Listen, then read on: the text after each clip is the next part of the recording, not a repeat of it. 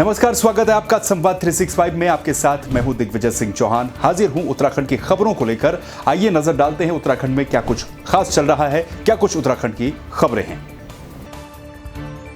टिहरी में पुलिस ने शहर में कई स्थानों पर मार्च निकाला। ड्रोन के जरिए लगातार लॉकडाउन की स्थिति पर नजर रखी जा रही है। लॉकडाउन का उल्लंघन करने वालों को भी चिन्हित किया जा रहा है।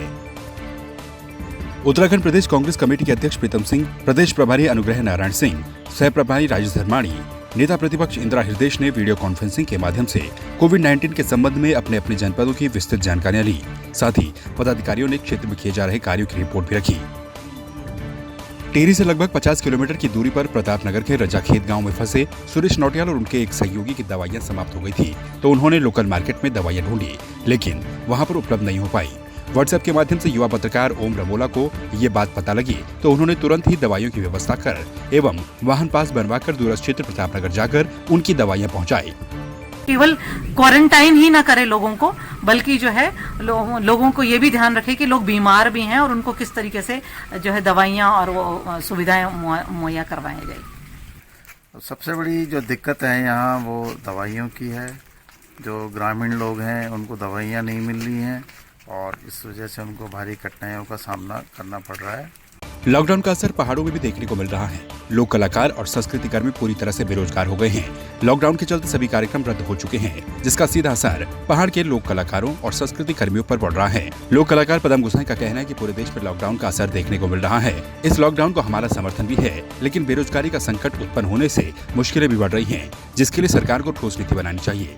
कि वर्तमान समय में जो ये कोरोना महामारी से पूरा देश, पूरा प्रदेश त्रस्त है।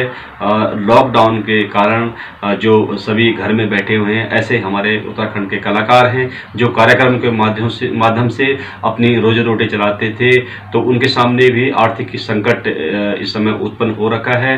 तो सरकार से निवेदन करना चाहूँगा कि कोई ऐसी ठोस नीति सरकार द्वारा बनाई जाए ताकि इन कलाकारों को कुछ आर्थिक मदद मिल सके। और साथ ही मैं उत्तराखंड के जो वरिष्ठ कलाकार हैं उनसे भी निवेदन करना चाहूँगा कि जो आपके मंच के माध्यम से आपके साथ ही सहयोगी कलाकार थे, उनका भी आप सुध लें, उनका ध्यान रखें और यथासंभव उनकी कुछ सहायता कर सकें या सरकार से करवा सकें, तो आपका बहुत धन्यवाद होगा। बागेश्वर जिले के ग्रामीण अंचल में रबी की फसल पककर तैयार हो चुकी है। कोरोना वायरस की वजह से इस बार किसान रबी की फसल को काटने में जल्दबाजी नहीं कर रहे। पहले कई लोग मिलकर सामूहिक तौर पर एक दूसरे की फसल काटने में मदद किया करते थे, लेकिन इस बार खेतों में 2 से ज्यादा लोग काम नहीं कर रहे हैं। वहीं खेतों में काम करने वाली महिलाओं को पता है कि एक दूसरे के संपर्क में आने से उन्हें महामारी का खतरा हो सकता है, इसलिए वो रबी की फसल काटते समय इन बातों का भी पूरा ध्यान रख रही हैं।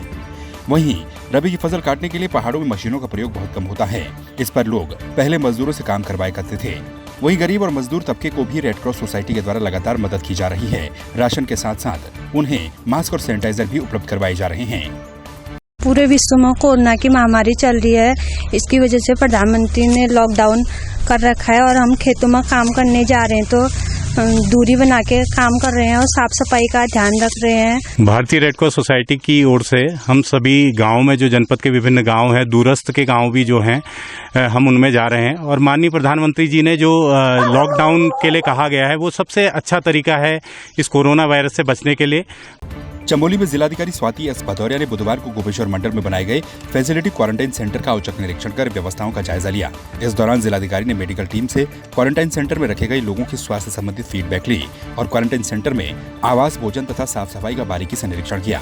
आज मंडल में जो हमारा फैसिलिटी क्वारंटाइन है संस्कृत महाविद्यालय, उसका निरीक्षण किया गया और उसमें सभी व्यवस्थाओं का भी जायजा लिया गया। उनके जो प्रिंसिपल हैं, जो डॉक्टर्स चेकअप के लिए जाते हैं, उनसे भी फीडबैक लिए गए और उन्हीं फीडबैक के आधार पर वहाँ पे सोलर लाइट लगवाने की, बाहर के एरिया में क्योंकि थोड़ा अंधेरा रहता है तो वहाँ पे 2-3 सोलर लाइट लगवाने के लिए कहा गया, जो कि कल सुबह तक लग जाएंगी। एंड साथ में वहाँ नाइट ड्यूटी के लिए एक होमगार्ड का भी व्यवस्था करने के लिए कहा गया है, वो भी आज रात से शुरू हो जाएगा।